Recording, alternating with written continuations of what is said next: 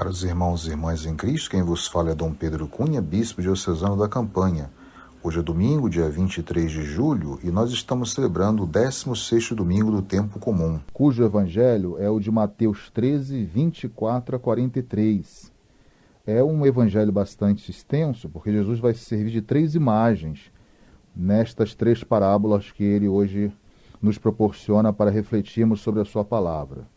Dizendo assim, Jesus propôs-lhe outra parábola. O reino dos céus é semelhante a um homem que tinha semeado boa semente em seu campo. Na hora, porém, em que os homens repousavam, veio o seu inimigo e semeou joio no meio do trigo e partiu. O trigo cresceu e deu fruto, mas apareceu também o joio. E a segunda imagem, o reino dos céus, é comparado a um grão de mostarda que um homem toma e semeia em seu campo. Por fim, o reino dos céus é comparado ao fermento que uma mulher toma e mistura em 3 medidas de farinha e que faz fermentar toda a massa. A parábola de São Mateus se baseia numa antítese entre o proprietário do campo e o seu adversário, entre o trigo e o joio, entre o tempo da semeadura e da colheita, entre o celeiro do trigo e o fogo onde será queimado o joio. Aí nós temos uma imagem muito interessante, que é a imagem da paciência, a misericórdia e a sabedoria de Deus, que deixam crescer tanto o joio quanto o trigo juntos, sem danificar nenhum, até o momento da colheita. Mas podemos ainda fazer uma pergunta em base a este santo evangelho de hoje. O que quer Jesus com esta parábola de hoje, desse santo evangelho? A nossa resposta, e é muito óbvia, é aquela de anunciar a vinda do reino de Deus. Então, a hora decisiva da salvação expressa na atividade messiânica de Jesus. Então, Jesus não pretende condenar ao fogo eterno os pecadores, é importante sublinhar isto, mas acolhê-los com misericórdia. Então, o tempo presente é de convivência, como nós sabemos, entre bons e maus, lado a lado neste mundo, mas o tempo futuro será o momento em que se dará a separação definitiva. Não são todas as pessoas boas que vivem no mundo, sabemos que algumas não são boas, mas Deus é tão misericordioso que permite que essas 2 pessoas convivam dentro do próprio mundo. Temos a imagem também aí da colheita. A colheita já era uma imagem bíblica do juízo final. Jesus se serve um pouco desta imagem e dá um complemento a esta mesma. Então, o tempo presente é da semeadura do bom grão. Jesus não pode semear um grão mau. Mas, no mesmo campo onde Jesus semeia a boa semente, o adversário vem e semeia o joio, ou seja, a erva ruim. Então, Jesus é verdadeiramente o Messias, que não veio para realizar agora o juízo final, mas ele veio lançar as bases do reino de Deus, com essa imagem da semeadura. Então, o dia da instauração definitiva do juízo é reservada somente ao Pai. Mas Jesus já dá antecipadamente essa imagem da seleção entre o joio e o trigo. O que importa agora é acolher a pessoa e a mensagem de Jesus, não viver preocupado com o futuro, quando virá o reino de Deus de maneira definitiva. Portanto, somente ele, Jesus, é o Messias juiz. Mas agora, reforçamos essa ideia que é muito importante, é o tempo da misericórdia, o tempo do acolhimento dos pecadores, da conversão anunciada a todos, sem exclusão, portanto, o tempo da libertação, da escravidão, de toda sorte de pecado.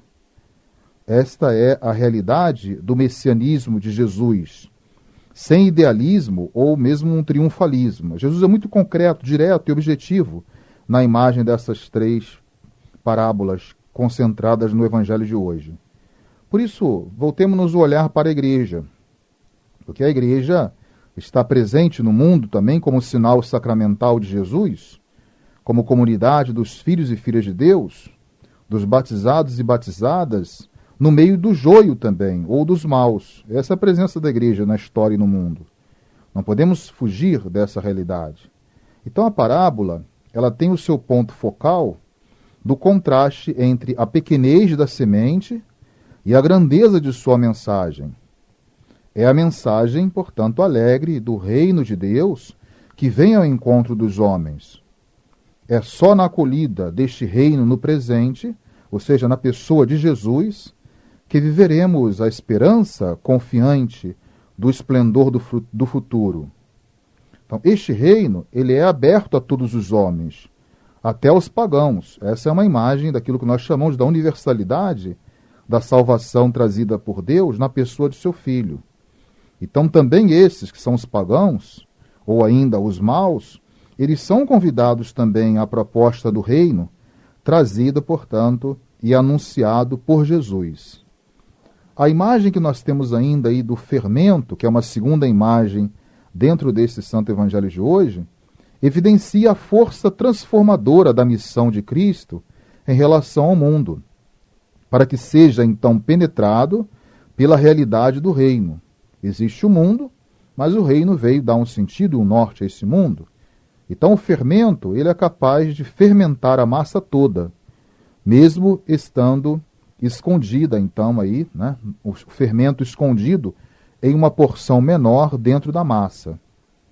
É a presença modesta, assim, com essa imagem que Jesus nos dá, uma presença modesta, simples, humilde, dele mesmo, de Jesus, como sendo o Messias vindo, sem, portanto, esse esplendor de um tempo messiânico que muitos esperavam. Jesus chega de maneira simples e humilde. Porém, nele está também a grandeza da salvação de Deus aos seus filhos, na pessoa do seu Filho. Portanto, ao explicar a parábola do joio e do trigo, Jesus quer mostrar que o semeador da boa semente é o Filho do homem. O campo significa o mundo.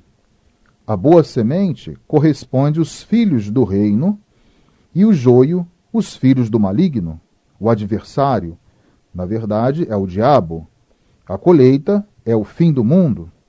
Os ceifadores simbolizam os anjos.